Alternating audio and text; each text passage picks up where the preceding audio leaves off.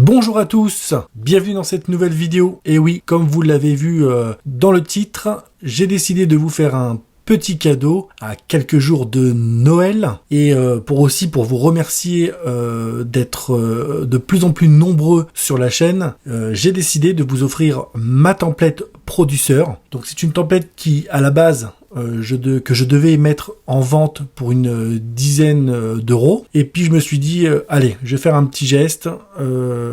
J'ai une grande surprise, la chaîne a bien pris, j'ai de plus en plus d'abonnés, donc je réitère, mais merci pour ça déjà. J'ai pas mal de commentaires aussi, donc ben voilà, donc je suis heureux, donc j'ai décidé aussi de vous faire un petit cadeau de Noël, et pour l'heure, eh ben je vais vous offrir ma template Producer. Donc on va découvrir ensemble quoi ça consiste, comment ça fonctionne, et ensuite je mettrai un lien en description où vous allez pouvoir la télécharger gratuitement. Je vous l'offre, ces cadeaux, donc que vous soyez abonné ou non, hein, parce qu'il y aura des gens qui vont venir voir la vidéo qui seront pas abonnés, mais qui pourront aussi la télécharger, il n'y a pas de souci, hein. Ça me fait plaisir de vous l'offrir. Voilà, et ben sans plus attendre, on va passer à la découverte de cette template que vous avez devant vous. Donc quand vous allez ouvrir cette template, ça sera comme ça, avec tous les dossiers d'ouvert.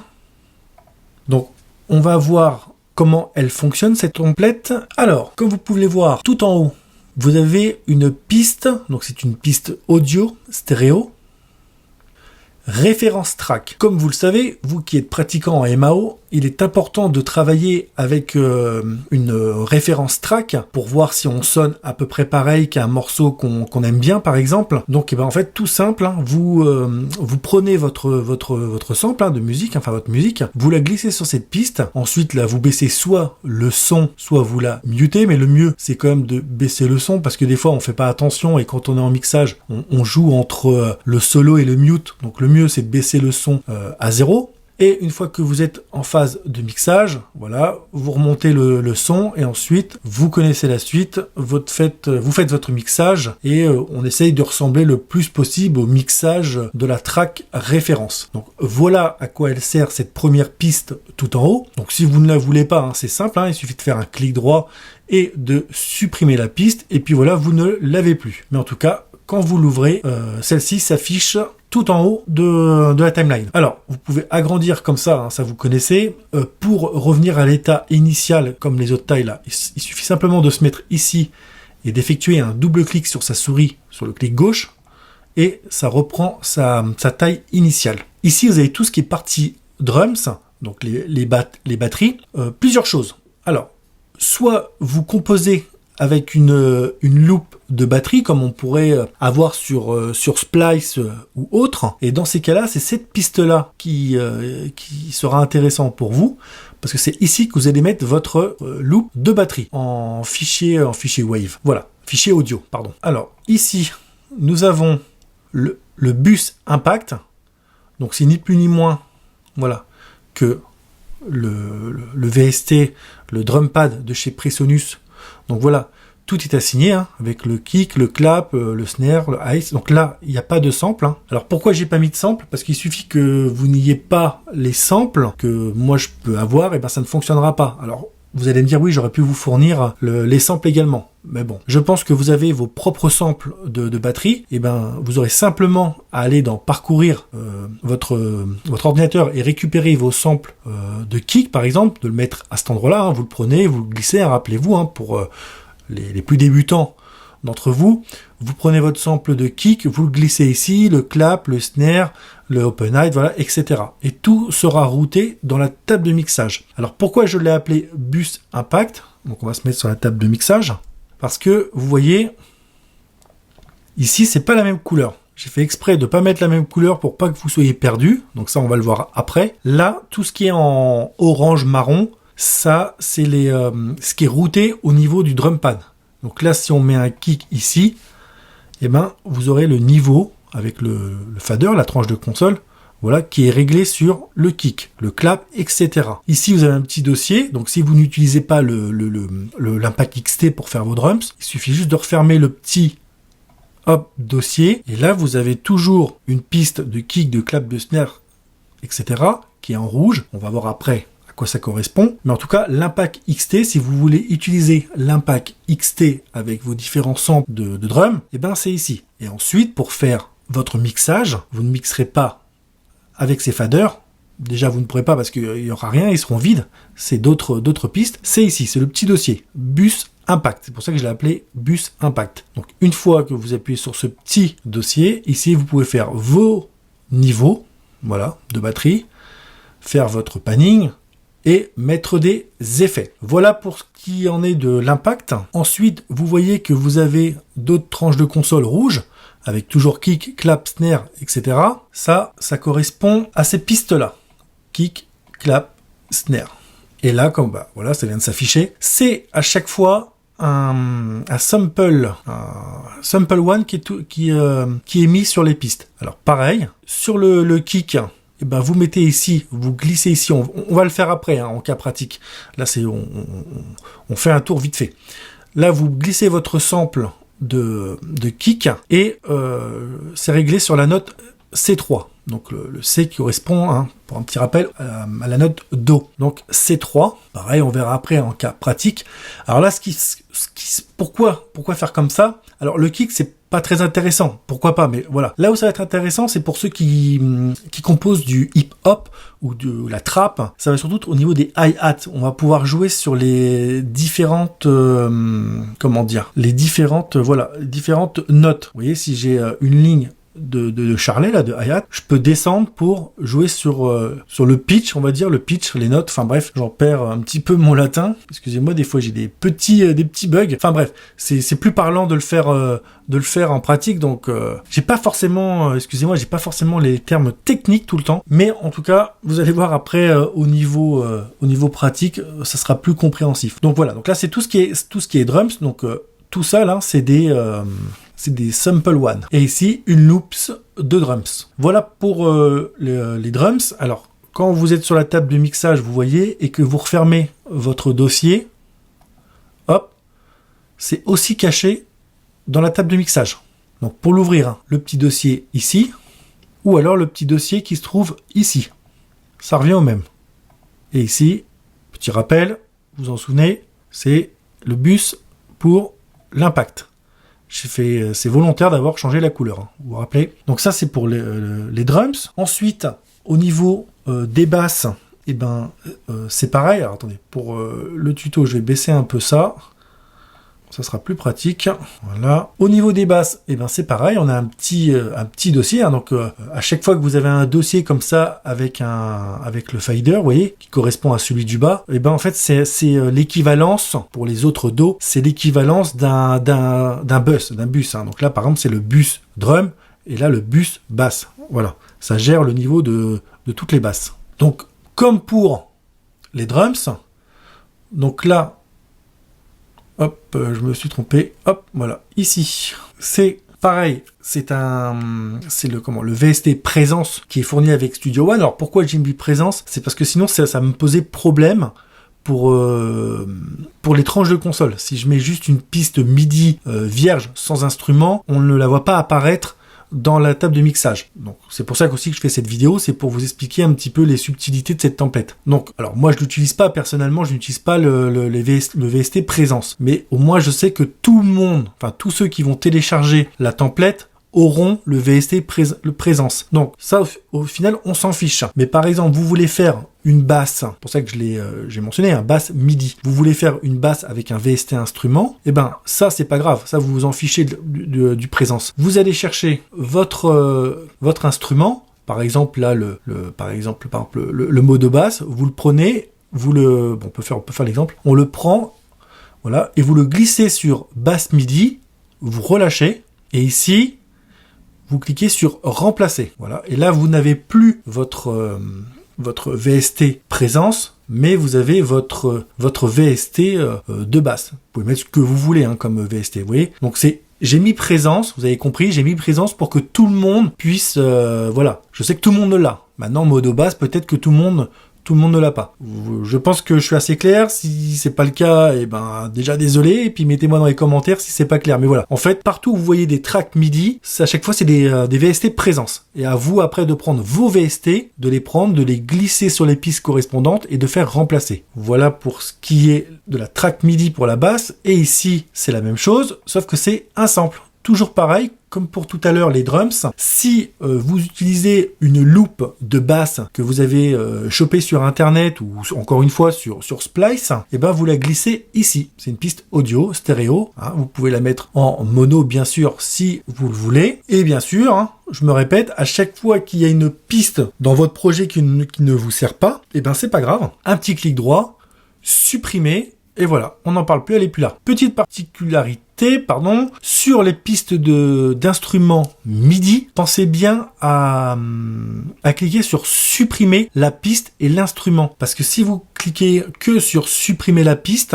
eh ben ça va vous supprimer la piste, mais la tranche de console sera toujours présente dans le mixeur. Donc pensez bien, quand c'est un instrument MIDI là, qui est représenté par un petit clavier, à bien faire supprimer la piste et l'instrument, et quand c'est de l'audio, vous pouvez, de toute façon il n'y a pas le choix, mais voilà, vous supprimez la piste. Voilà, juste pensez-y, dans la piste MIDI, c'est supprimer la piste et l'instrument. Donc la basse, donc toujours pareil, vous pouvez ouvrir ou refermer ici, et ici ça vous sert de bus pour la basse. Et ben ensuite vous avez compris, hein, c'est logique, hein. C'est pareil. Là ici j'ai mis piano et synthé. Donc là pareil, hein, c'est que des tracks MIDI, hein, c'est que le VST présence. Vous voyez, hein, je peux l'ouvrir devant vous. Voilà, c'est que présence. À vous de mettre vos VST sur les pistes et de les remplacer. Donc là, j'ai pas mis d'audio, mais après, c'est pas grave, hein, si vous voulez récupérer aussi, je sais pas, un lead en format loop, et ben vous le prenez et vous le glissez dans la partie verte. Il va se mettre automatiquement dans cette partie-là. Et puis voilà, ça sera dans vos synthés. Hein, voilà, c'est une aide. Hein, la template, c'est une aide pour les jeunes ou les intermédiaires en production musicale sur Studio One, c'est une aide, hein, mais après, il y a rien qui est fermé. Vous pouvez le faire aussi à votre sauce, et puis l'enregistrer en tant que modèle par rapport à votre façon de travailler. Vous voyez, ça vous donne un exemple, la template, mais si vous pouvez la modifier comme vous le voulez. Donc, pareil, donc là, c'est des instruments VST, donc vous mettez ce que vous voulez, et pareil, hein, à chaque fois, là, par exemple, ça vous sert de bus. Alors, petit rappel pour les débutants, vous voyez, pour reconnaître aussi un bus d'une piste d'instrument solo par exemple, là le curseur, vous voyez là, le fader, il est blanc. Vous voyez, donc c'est un petit moyen de se souvenir. Et là le bus, il est bleu. Vous voyez, donc voilà, rappelez-vous, quand c'est bleu, c'est un bus d'instrument, et d'ailleurs vous avez un petit logo ici, vous voyez, donc ça c'est un bus, et quand vous avez le fader blanc, eh ben, c'est que c'est une piste individuelle. Voilà. Ensuite, j'ai mis également un bus pour les guitares, avec toujours pareil, hein, des MIDI tracks, et pour mettre des samples de guitare, si vous travaillez avec des samples, on va accélérer un peu, hein, parce que c'est tout le temps la même chose au final. Hein. Là, c'est un bus pour les FX, hein, c'est marqué dessus, hein. Donc pour les FX, donc là vous glissez vos FX, vos montées, vos risers, voilà, vos swipes, enfin voilà, ici tout ce qui est partie fixe. Hein. Et si vous en avez pas assez, par exemple, hein, il suffit de faire dupliquer ou vous en créez vous-même. Vous avez compris, c'est pas fermé. Hein. Ça vous donne un début, une base pour commencer votre production musicale, mais rien n'est fermé, rien n'est figé. Au niveau des pistes de retour, là des effets là, donc je vous en ai créé deux, une piste de delay et une piste de reverb. Dans la piste de delay, vous pouvez changer bien sûr les VST. Hein. Moi, je vous ai mis ceux qui sont dans Studio One. Maintenant, si vous utilisez la suite d'effets Arturia ou Native Instruments, eh ben vous supprimez et vous mettez le VST que vous voulez utiliser. En tout cas, votre bus de delay est fait et de reverb aussi. Donc là, j'ai mis le beat delay pour l'effet delay et j'ai mis la room reverb pour le bus de reverb, pour la piste de retour. Donc rappelez-vous, hein, pour récupérer votre piste ici de retour reverb là, il suffit, imaginons que là, on va prendre un exemple, on va prendre par exemple les synthés. Par exemple, je veux récupérer de la reverb sur ma MIDI track ici, hein. Donc imaginons qu'ici ça soit, je sais pas, des accords. hein, d'accord, on va mettre corps pour des accords, voilà. Ça, ce sont vos accords en musique, par exemple. Et ben, hop, on vient ici, on récupère la reverb ici, correspond à cette piste. Et là, on peut, voilà, avec ce petit curseur, voilà, faire votre réglage du niveau de départ.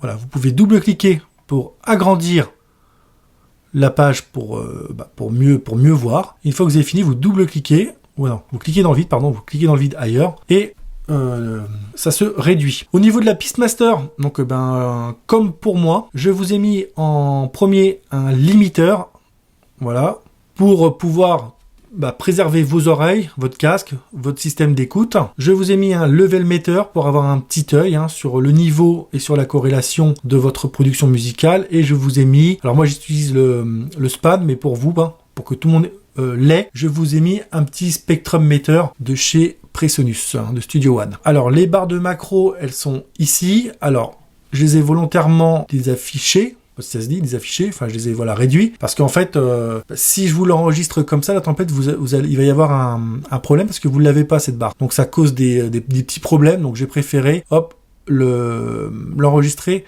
sans qu'il y ait la barre de macro, mais vous pouvez l'activer en appuyant ici si vous en avez, ou si vous voulez utiliser celles qui sont fournies avec Studio One. Voilà, je pense qu'on a fait le tour de la tempête, vous avez compris, de toute façon je pense que pour la majorité d'entre vous qui regardez cette vidéo, vous connaissez le système de travail pour faire la musique sur Studio One, vous connaissez pour la plupart le système de template. Là c'est histoire, si vous voulez la tester, si ça vous va, voilà, c'est une aide. C'est une aide. Voilà. Alors, je vais éviter de faire trop de blabla. On va passer directement un petit peu à quelques petites démonstrations, surtout au niveau des drums, que ça soit bien clair. Donc, par exemple, on va revenir sur le drums. Donc, on peut commencer par... non, on va faire les loops après, parce que c'est plus simple. On va commencer par le bus impact. Alors, le bus impact, vous voulez travailler, par exemple, avec impact, et c'est très simple. Il suffit donc d'ouvrir l'impact.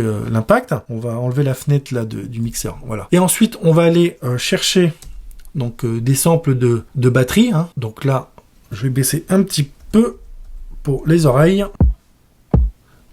Voilà. Donc là, on va utiliser le drum kit univers d'un beatmaker qui s'appelle Isos. Voilà. Donc, vous prenez votre kick. Imaginons que là, vous êtes dans votre dossier de samples. On va prendre le kick, on va le glisser et on le dépose, voilà, sur le kick, tout bêtement. Voilà. Ensuite, on va mettre un clap. On va faire simple. Hop. Et on va mettre un hi-hat. Je vous dis, on fait très simple. Sinon, la vidéo va encore durer, je sais pas combien de minutes. Donc, la hi-hat, c'est ici. Voilà. Donc, clap, hi-hat. Donc là, pour travailler avec le drum pad de Impact, on va le mettre ici. On a plusieurs possibilités. Soit on double-clique, voilà, au niveau du bus Impact, et on a cette vue-là. Ou alors, moi j'utilise ma barre de raccourci, et vous voyez, en utilisation normale, je sais même plus comment on fait. C'est pas comme ça. Non, écoutez, c'est pas grave. Je vais faire comme j'ai l'habitude de faire, donc c'est-à-dire, je me mets ici et je fais pattern, insérer une pattern. Voilà. On va boucler, voilà, jusqu'à 4 mesures. Voilà. Et voilà, donc là, c'est la façon de travailler avec le drum impact. Alors, voilà.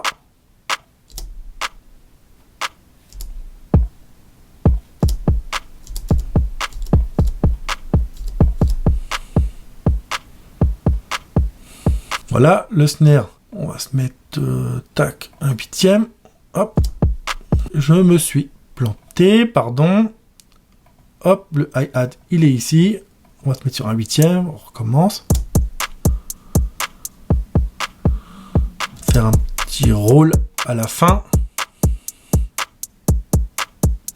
peut-être ici, hop, on va peut-être faire répéter, peut-être ici, deux fois pour voir. Voilà. C'est un petit peu vite d'ailleurs pour du style rap hip-hop. On va mettre sur allez, 92. Voilà. Donc, vous avez compris, là, c'est la façon de travailler nos drums avec l'impact. Alors, on va revenir sur la table de mixage, et rappelez-vous, j'ai fait exprès de l'appeler bus, parce qu'au final, ça fait 2 bus dans un bus, hein, ça fait un bus impact dans le bus de drum. Mais, vous voyez, parce que là, je dis un bus, mais au final, vous vous rappelez, les bus, généralement, c'est le petit fader bleu. Donc là, je l'ai mis bus, c'est pour vous rappeler que c'est pour régler les niveaux, voilà, faire votre mixage au niveau de vos drums qui correspondent à l'impact. Vous voyez, là, c'est le clap, le kick, et hi-hat. Vous voyez.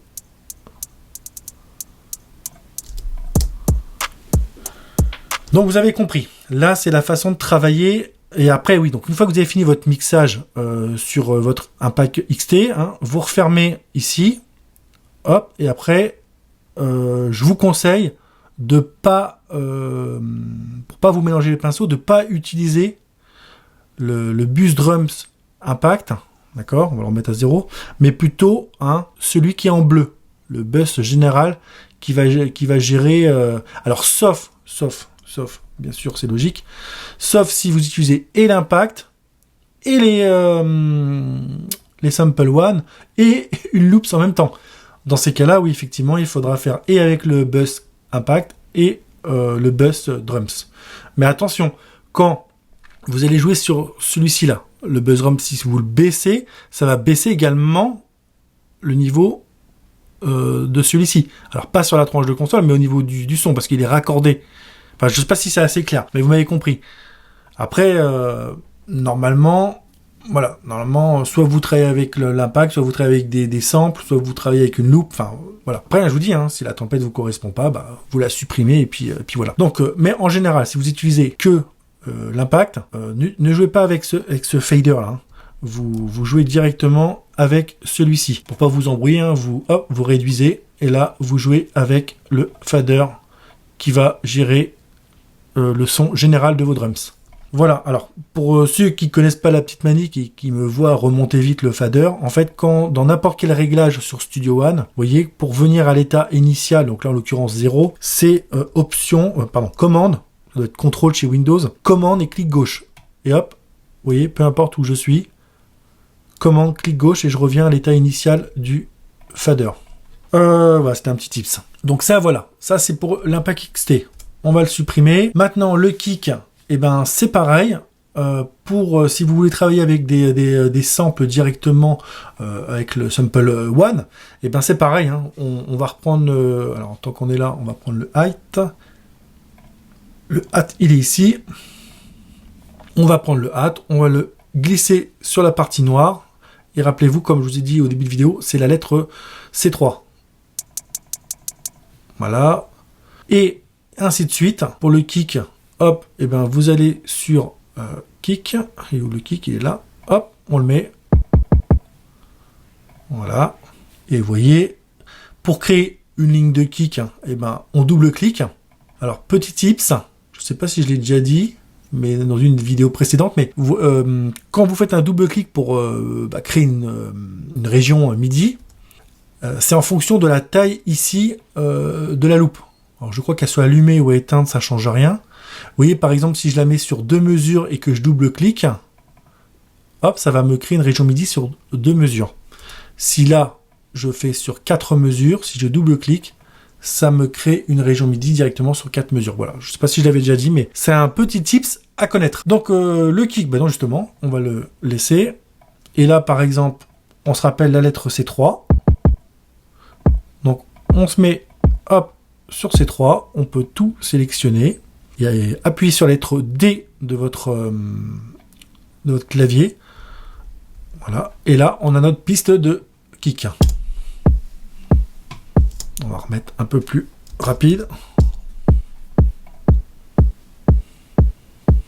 Voilà, ça normalement vous savez faire. Et les hi-hat, c'est pareil. On va se mettre là, C3.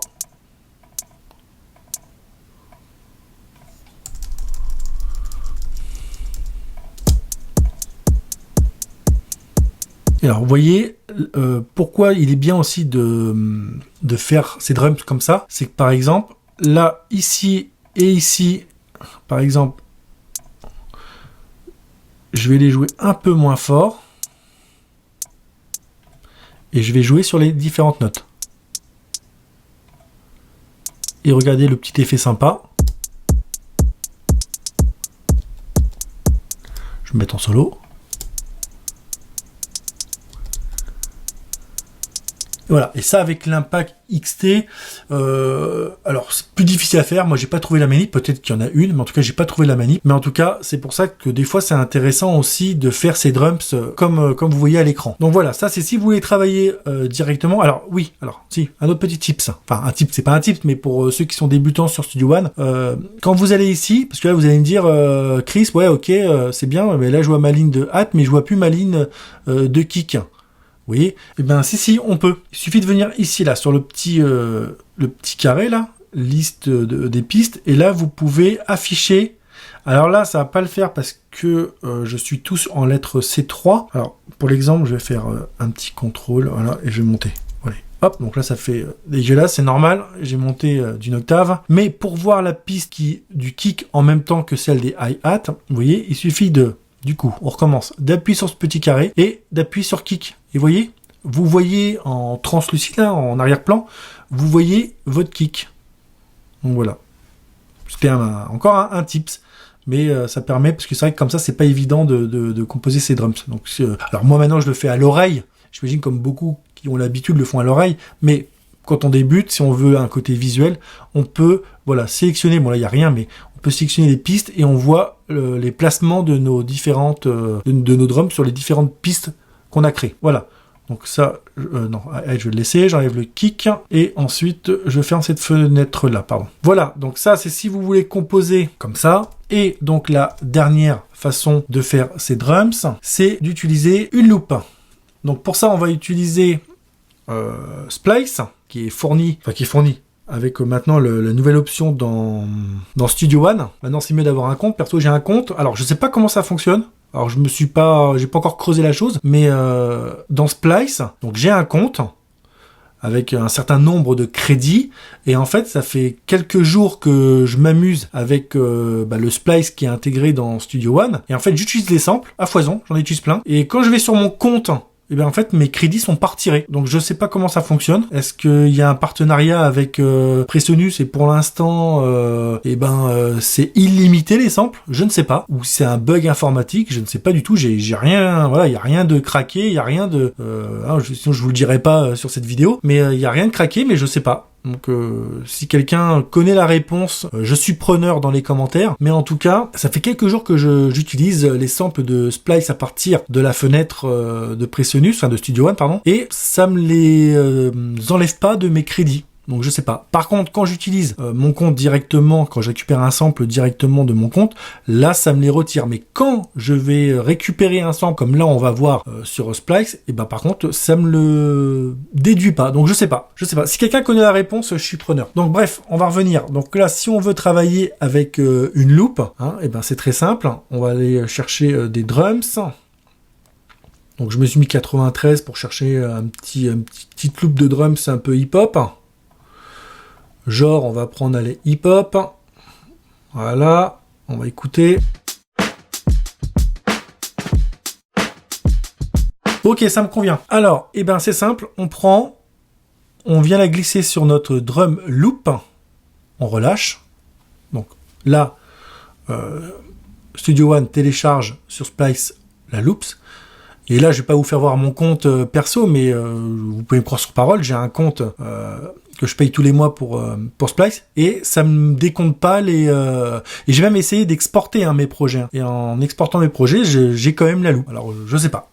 Bref, en tout cas, moi je paye mon abonnement, donc après, si c'est un bug informatique, je sais pas. Bref, en tout cas, voilà, donc là j'ai ma loupe de drum.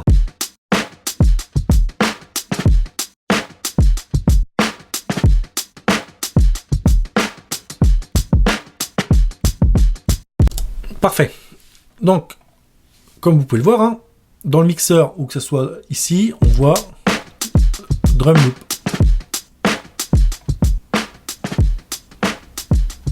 Voilà. Ensuite, je vais un peu trop vite là. Donc voilà pour les drums. Donc si vous voulez travailler comme ça avec des loops. Donc là vous avez votre loop. Hein. Après il y a des techniques de production pour récupérer.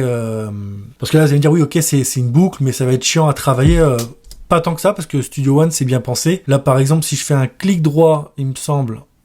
Et que non c'est pas en faisant ça, c'est en faisant shop sample. Alors ça c'est une super barre hein, qu'il faut récupérer dans ma vidéo. Alors j'ai plus le titre là, mais celle juste avant celle-ci, j'ai mis des liens. Alors je pourrais la remettre dans celle-ci. Hein, dites-moi en commentaire si ça vous intéresse pour vous remettre le lien. Mais récupérer cette barre de macro. Voilà, je cherchais le nom. Sur Studio One, c'est un YouTuber américain, Ivan Calderon, qui l'a mis sur son site. Et alors, comme je me rappelle, pour rappel, il y en a une qui est gratuite, une qui est payante, mais je me rappelle plus laquelle est laquelle. Mais en tout cas, c'est super pratique pour travailler dans Studio One. Donc voilà, je sais que moi je l'ai acheté parce que ça me rend service grandement. Donc là, par exemple, si je veux récupérer ce sample en mode batterie pour jouer avec mon drum pad, par exemple, j'ai juste à faire shop sample 1.4, vous voyez, et là,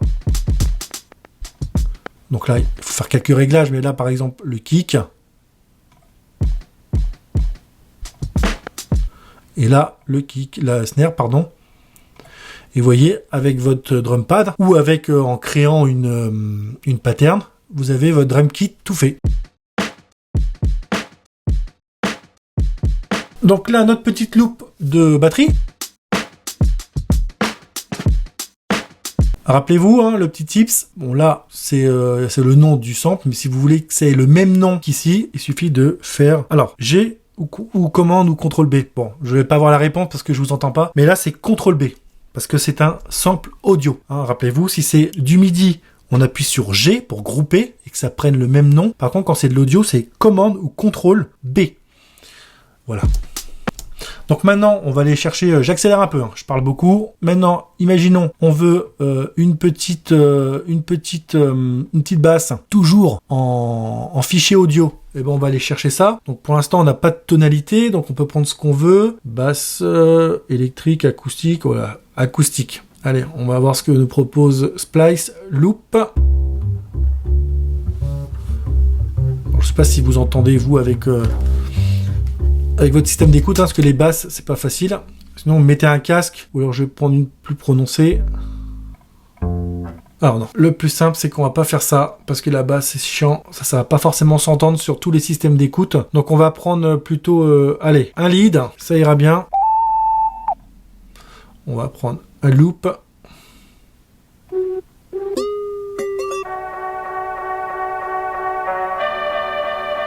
Voilà, donc imaginons celle-ci. On va voir si ça match avec la batterie.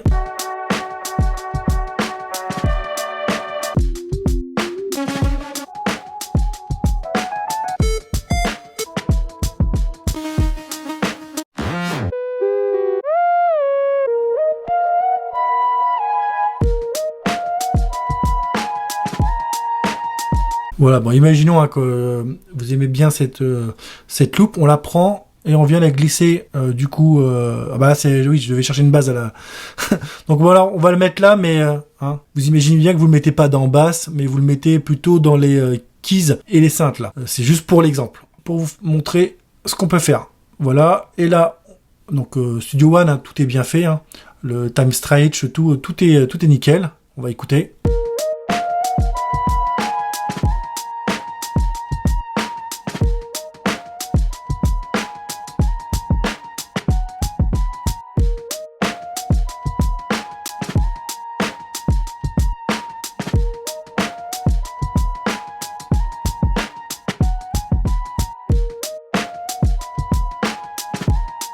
Voilà, et ensuite, hein, vous faites votre petite prod musicale, que ce soit avec des audios comme là, des loops, ou avec vos instruments MIDI. C'est pas un tips, mais pour prendre une bonne habitude de travail dans Studio One, c'est par exemple, là vous voyez par exemple la tonalité, donc elle est en D sharp mineur. Habituez-vous en début de projet, comme ça, quand vous commencez quand vous avez trouvé votre tonalité, ici là, dans tonalité, de cliquer dessus, de chercher la note qui correspond. Hein. Donc là, on a dit que c'était du D sharp mineur. Alors D sharp mineur, il est où? Il est là.